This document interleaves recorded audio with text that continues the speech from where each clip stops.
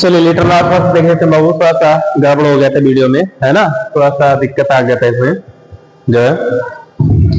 देख लेते हैं क्या है, बोर्ड में थोड़ा दिक्कत हो गया था, एक बार दोबारा इसको लिखना पड़ेगा, लिख दिया था एक बार, लेकिन दोबारा इसको लिखना पड़ेगा, दोबारा बनाना पड़ेगा एक बार यहाँ से, है ना। तो देख लेते हैं यहाँ से क्या है, थोड़ा सा एक बार, तो ज्यादा समय नहीं लगेगा, है ना, थोड़ा समय लगेगा। देख लेते हैं यहाँ से एक बार और थोड़ा सा क्या है।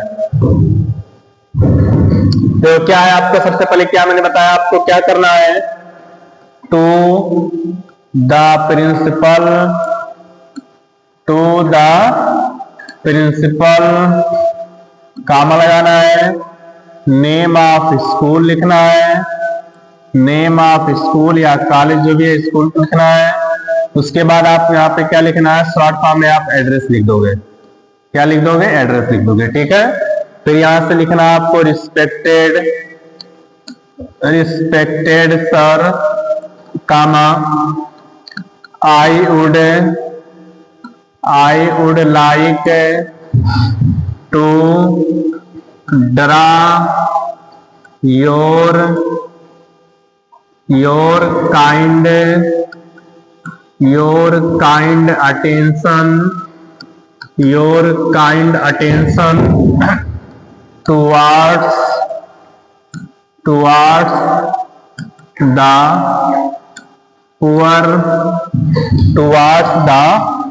poor condition of our college library,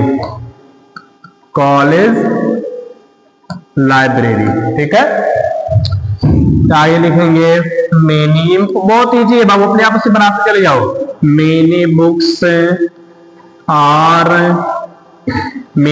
are out dated,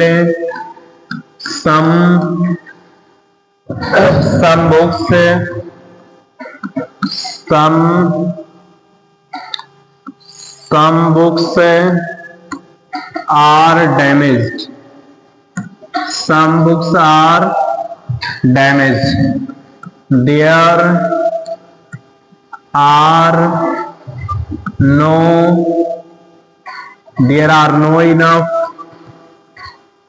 enough seats for the students,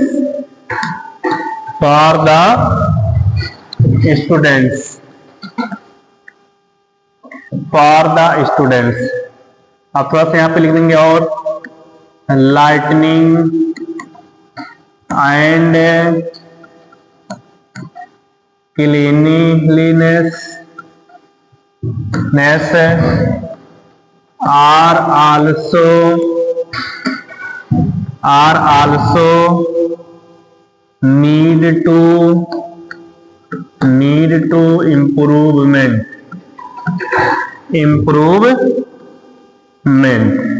ये आप यहां तक इतना लिखोगे, है ना। फिर नीचे लिखेंगे college library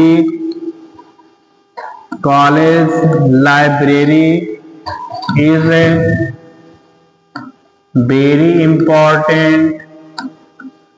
very important for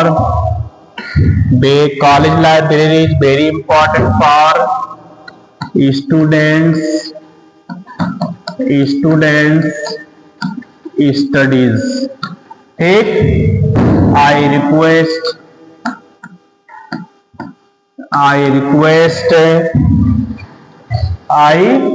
request you to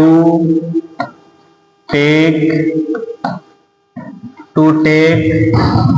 necessary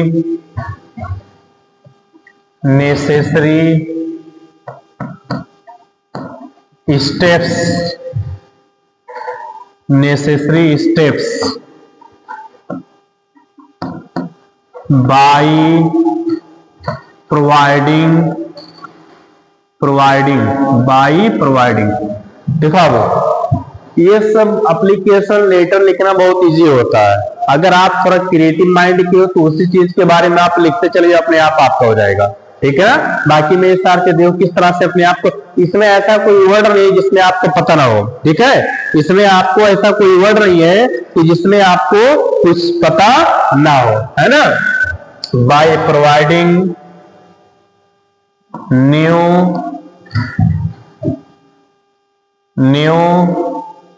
books,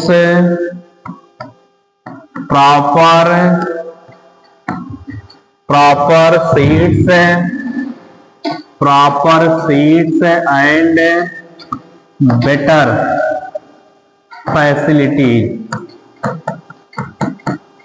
facilities, ठीक।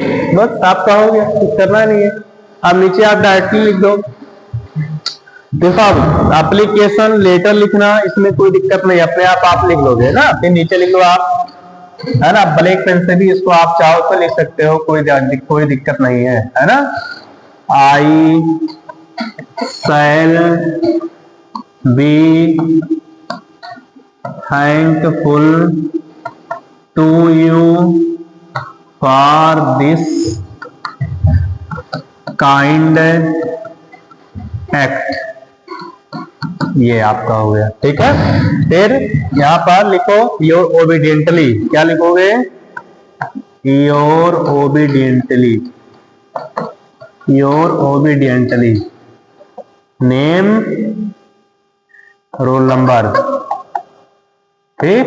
ये आपका हो गया XYZ। इसमें नहीं लिखना है, जब आपके एग्जाम में दिया रहेगा तभी लिखना है। तो आप देख सकते हैं कि किस तरह से मैंने ऑन द स्पॉट आपको एप्लीकेशन लिखना मैंने बता दिया। स्क्रीनशॉट ले लो इसका एक बार, इसका आप स्क्रीनशॉट एक बार ले लो, दिक्कत ना होता कि स्क्रीनशॉट आप लेते रहो, है ना। थोड़ा सा वीडियो में दिक्कत आ जा रहा है, इसमें बोर्ड में थोड़ा सा, डिजिटल बोर्ड में। चलिए आगे चले बाबू, चलिए आगे चलते हैं, बहुत सारी चीज बता रहा हूं आपको बाकी है। चलिए आगे चलते हैं, क्या है ये आपका था एप्लीकेशन था, किस तरह से मैंने आपको बता दिया।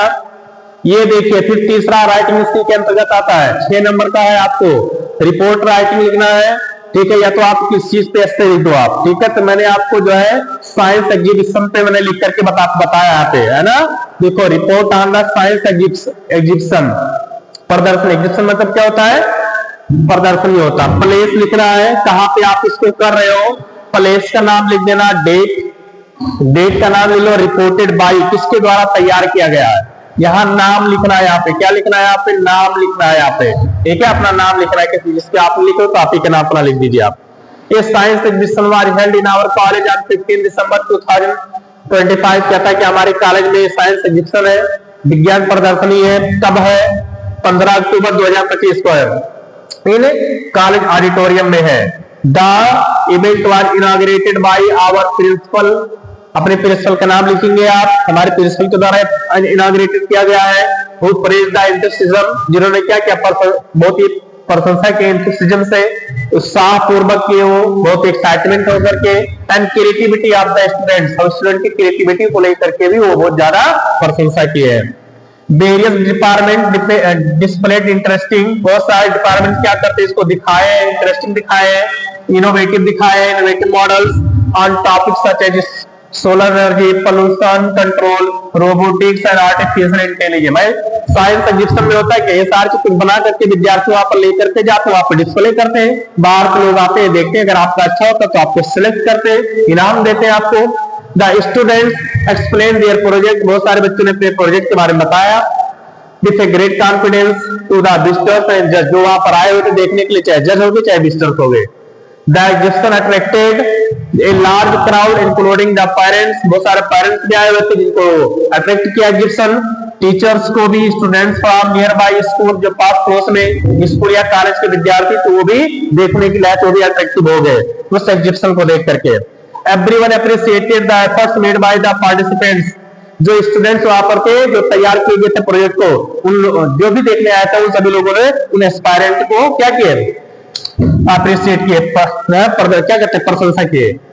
The exhibition was highly informative, inspiring and great learning experience for all. कहता क्या है कि ओवरऑल क्या था, जो एग्जीबिशन था वो क्या था, एक इंफॉर्मेटिव था, भाई लोगों के लिए क्या था, एक सूचना था, कैसे चीजों को बताना है, कैसे चीजों को बनाना है, प्रेरणादायक था, अच्छा था, बहुत अच्छा था।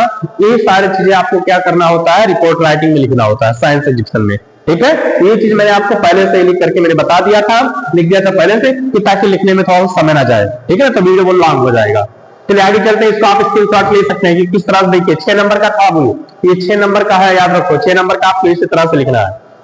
चलिए अब आगे देखते हैं क्या है, ग्रामर पोर्शन में देख लेते हैं क्या बाबू, ग्रामर पोर्शन में देख लेते हैं। पहला आपका क्या है, डायरेक्ट स्पीच है, पहला आपका क्या है, डायरेक्ट स्पीच है, इसको भी बना देते हैं। डायरेक्ट स्पीच को देखो क्या है, कैसे बना देते हैं इसको हम। दैट इज मैंने बताया आपको तो बार बार मैं बताता हूँ, इंट्रोगेटिव का बहुत इंपॉर्टेंट होता है, वो इनडायरेक्ट स्पीच याद कर लेना। इंट्रोगेटिव लास्ट में क्वेश्चन मार्क है, इंट्रोगेटिव में क्वेश्चन पूछने का काम होता है। कैसे बनाएंगे, माई टीचर आस्क्ड मी। अगर सेंटेंस हेल्पिंग वर्ब से स्टार्ट होता है तो इसका कंजंक्शन इफ होता है बाबू। कैन है और ये सब्जेक्ट चाहिए हमें, कंजंक्शन प्लस सब्जेक्ट होता है, याद कर लेना, मैंने बताया हुआ है कंजंक्शन प्लस सब्जेक्ट। तो यू सेकंड पर्सन है, मी के अकॉर्डिंग आई हो जाएगा, कैन का आपका कुड हो जाएगा। ट्रांसलेट वर्ब नहीं चेंज होता, याद कर लो, वर्ब चेंज होता है लेकिन यहाँ मॉडल आज जल्दी है, मॉडल प्लस B1 होता है। ट्रांसलेटेड नहीं रहेगा, ट्रांसलेट दिस को दैट में चेंज कर देंगे और हिंदी पैसेज इनटू इंग्लिश पूरा वही आपको लिख देना है। ये हिंदी पैसेज इनटू लास्ट में लिख देना, कुछ चेंजिंग नहीं करना है। ये देखो आपका पैसिव वॉइस 2 नंबर का, 2 नंबर आपको मिल गया। देखो किसी कितना लीजिए, पैसिव वॉइस में क्या करते हैं, ऑब्जेक्ट को सबसे पहले लिखते हैं, तो एन एस से आपका ऑब्जेक्ट हो जाएगा, एन एस से। ये देखो ये क्या है, प्रेजेंट कंटिन्यूअस में क्या होता है, जितने भी कंटिन्यूअस होते हैं उसी का हेल्पिंग वर्ब बाबू, है ना। एन एस से इज हो जाएगा, और यहाँ कंटिन्यूअस में बीइंग का यूज करते हैं, बीइंग। और पैसिव वॉइस में याद कर लेना हमेशा वर्ब का थर्ड फॉर्म होता है, रिटन बाई, आई का ऑब्जेक्टिव केस चाहिए, मी हो जाएगा। 2 नंबर ले जाओ भैया अपने आप। ये देखो आपका पंक्चुएट जो सेंटेंस होता है, ठीक है, ये आपका नरेशन सही आता है, याद कर लेना। तो देखो पंक्चुएशन होता है क्या है, जहां कैपिटल लेटर लिखना उसको कैपिटल लेटर ही लिखना आपको। The teacher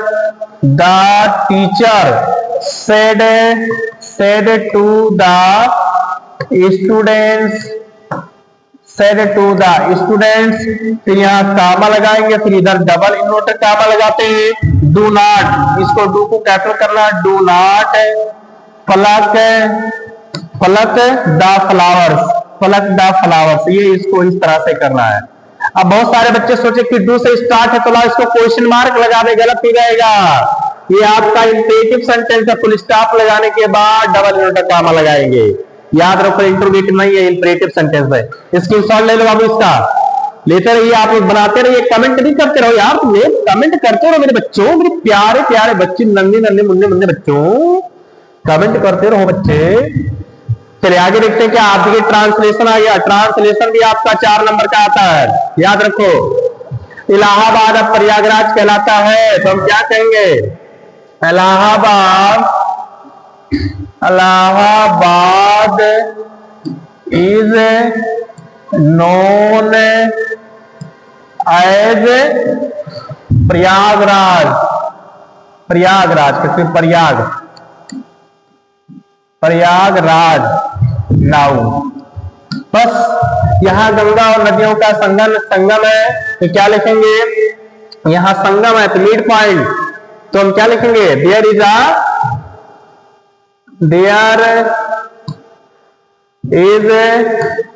junction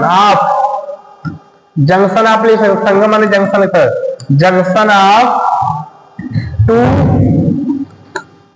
river Yamuna and Ganga, capital लिखना, याद कर लो। यहां प्रदेश का उच्च न्यायालय है, तो क्या लिखेंगे, क्या लिखेंगे, there is Supreme Court here, क्या यहाँ प्रदेश का उच्च न्यायालय है, तो हाई कोर्ट ये भी लिख सकते हैं, high court is present here, ठीक है। तो हम लिख सकते हैं क्या, देयर का आप यूज कर सकते हो, देयर इज, क्या ऐसा लिखो थोड़ा सा,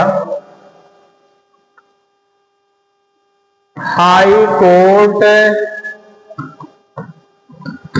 कोर्ट इज, यहां प्रदेश का उच्च न्यायालय है ना, तो गलत हो गया, प्रदेश का उच्च न्यायालय है। प्रदेश माने क्या कहेंगे, कंट्री हम कह सकते हैं, कोई दिक्कत नहीं है, स्टेट कह सकते हैं, है ना। तो क्या कैसे लिखेंगे भाई, there is high court of state, ऐसे लिख लो, there is high court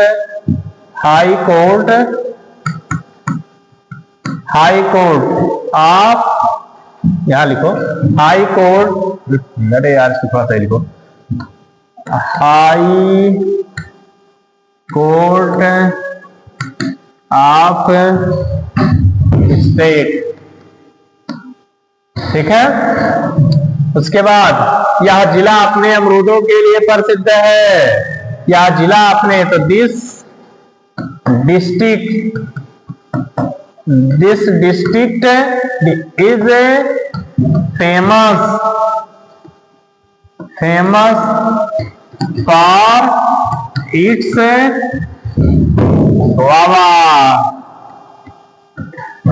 guavas। देख सकते मतलब बीजी ये ट्रांसलेट बहुत ही आया था यार, 4 नंबर का आपका था, ठीक है। अब इस तरह से बहुत समस्या है ना। आगे देखो क्या ये क्वेश्चन आंसर देखो आई आपका, व्हाट मेड लेंचो एंग्री, कौन से बात ने लेंचो को एंग्री कर दिया।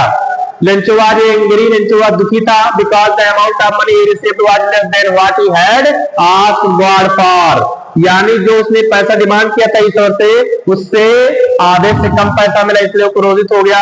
ही रिक्वेस्ट 100 pesos, उसने 100 पैसा रिक्वेस्ट किया था, बट इनवेलप ओनली कंटेंट 70, लेकिन इनवेलप में कितना रुपया था, केवल 70 पैसे ही थे। लेंचो बिलीव्ड, लेंचो को विश्वास था that the post office employees had stolen the remaining 30 pesos, उसने सोचा कि जो पोस्ट ऑफिस के जो एम्प्लॉयज है 30 पैसे ले लिए हैं, making him furious with them, उनको देख करके, पैसे को देख करके उनके ऊपर गुस्सा करने लगा। What is Coorg famous for, Coorg किसके लिए फेमस है, Coorg is famous for its लस ग्रीन लैंडस्केप, हरियाली हरियाली है भैया, कॉफी है, स्पाइस प्लांटेशन है, स्पाइस प्लांटेशन के लिए भी फेमस है ना। यूनिक कोडाव, ये याद रखो, कोडावा मैंने बताया था, कोडावी को कहा जाता है, जो कल्चर के लिए फेमस है।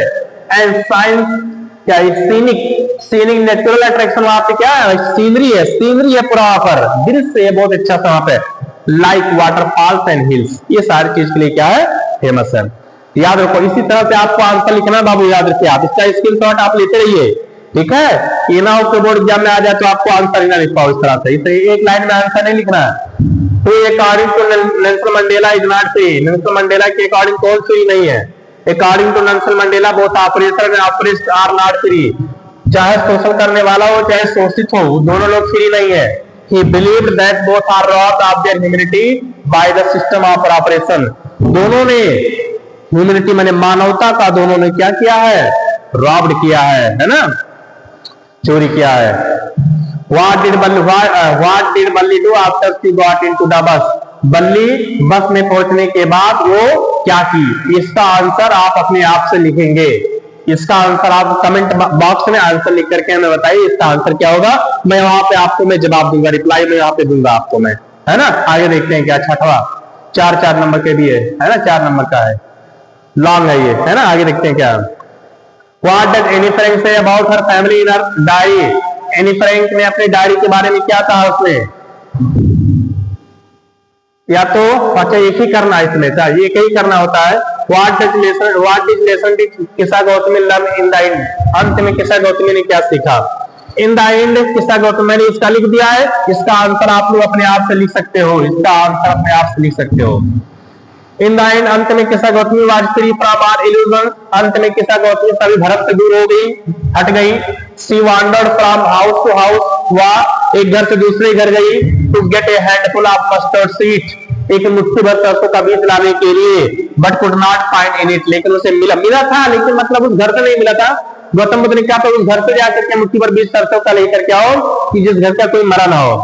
शी रियलाइज, उसने महसूस किया, यूनिवर्सल ट्रूथ, सार्वभौमिक तथ्य को उसने महसूस किया, that all mortals are destined to die sooner और लेटर, इस संसार में जो कुछ भय है, चाहे वो पहले मर जाए चाहे कुछ समय के बाद मरे, लेकिन वो इमोर्टल है, मरणशील है। डेथ आर स्पेयर्स नन, मृत्यु को टाला नहीं जा सकता है, मृत्यु को कोई टाल नहीं सकता है। हर लेमेंटेशन, लेमेंटेशन माने विलाप, ग्रीविंग माने दुख करने से, कांट ब्रिंग हर डेड सन, वो अपने बच्चे को जीवित नहीं कर सकता कोई इंसान हो। There was no family in his, no son no daughter or parents had not ever died, ऐसा कोई संसार में कोई व्यक्ति नहीं जिसका बच्चा ना मरा हो, पुत्री ना मरी हो, पिता माता पिता ना मरे हो, है ना। तो ये था बाबू आपका आंसर था, इसको आप स्क्रीनशॉट ले सकते हैं। चलिए आगे चलते हैं, क्या है, mention up to different tiger zoo, ये आपको जो ये पोएम लिखना है, इसको नहीं लिखने की जरूरत, आप एग्जाम में आएगा तो आपको पोएम लिख देना है, एग्जाम में आएगा तो आपको क्या लिख देना है, पोएम लिख देना है, ठीक है, याद कर लीजिए। पोएम में लिख देता हूं आपको, कोई पोएम लिख दे। हाँ एक भी याद रखिए, do not copy lines given in this poem, याद रखना जो पोएम में जो उसमें जो चैप्टर में आपका जो है, जो क्वेश्चन पेपर में आपका जो है क्वेश्चन आया रहेगा या पोएम आया रहेगा, उसको आपको नहीं लिखना है, ठीक है। तो बहुत सारे बच्चे इसी क्वेश्चन पेपर में जो आया पोएम रहता है उसी को छाप देते हैं। तो यहां पर लिख लीजिए, सम से the world will end in fire, some say in ice, some say in ice, आगे from I have tasted, from I have tasted of desire, ठीक है, from I tasted of desire. आगे देखिए क्या है, I hold with those who favour with fire. ये आपको लिखना है, 4 लाइन का इस तरह से पोएम था, 4 लाइन के इस तरह से आप पोएम लिखेंगे, आपको 3 नंबर मिल जाएगा, ठीक है। एक छोटा सा पोएम लिखने से आपको 3 नंबर मिल जाएगा, ठीक है। चलिए सेंट्रल आइडिया देख लीजिए। सेंट्रल आइडिया मैंने अभी कल ही आपको लिखना बताया बाबू, सेंट्रल आइडिया मैंने आपको लिखना बता दिया है कि किस तरह से आपको सेंट्रल आइडिया लिखना है। देखिए इसमें एग्जाम में फायर एंड आइस का सेंट्रल आइडिया लिखा हुआ है, ठीक है। फायर एंड आइस का मैंने बताया था, जो कि 2 पोएम में बताया, वो बहुत इंपॉर्टेंट है, कहने की कन्फर्म आपके एग्जाम में आएगा ही आएगा। ये फायर एंड आइस आप याद कर लीजिए, और एक 10 आप सुनो याद कर लीजिए, कन्फर्म ये दोनों आपको एग्जाम में मिलने ही मिलने हैं, there is no doubt. Central idea मैंने लिखाया हुआ है, यहां पर आप सेंट्रल आइडिया चाहे तो आप सेंट्रल आइडिया लिख सकते हैं। अभी मैं लिखूंगा तो बहुत बड़ा हो जाएगा, ठीक है ना, मैं इसको लिखा चुका हूं, इसको आप लिख लेंगे बाबू। चलिए आगे चलते हैं, क्या इसमें, ये देखिए क्या है, क्वेश्चन आंसर इसका देख लेते हैं क्या है। What was the real disease that turkey was suffering from, turkey की वो कौन समस्या थी जिससे वो जूझ रहा था। Turkey was not suffering from specific disease, उससे कोई स्पेशल बीमारी नहीं थी, but was ill due to overfeeding, बहुत ज्यादा खाना खाने से ही वो क्या था, बीमार था। लैक ऑफ एक्सरसाइज की कमी से, एक condition that led to obesity and lethargy and weakness, यही सारे कंडीशन उसकी बुरी हालत कर दिया था, उसने बीमार हो गया था, कमजोर पड़ गया था। Why was Bholi's father worried about her? भोली के पिताजी उसको लेकर के क्यों चिंतित थे? भोली के पिताजी उसको लेकर के इसलिए चिंतित थे क्योंकि वो जानती नहीं थी कि किस तरह से मतलब एक सुटेबल ग्रूम होती है, तो सुटेबल ग्रूम नहीं मिल सकता उसे, है ना, ग्रूम माने दूल्हा। For her because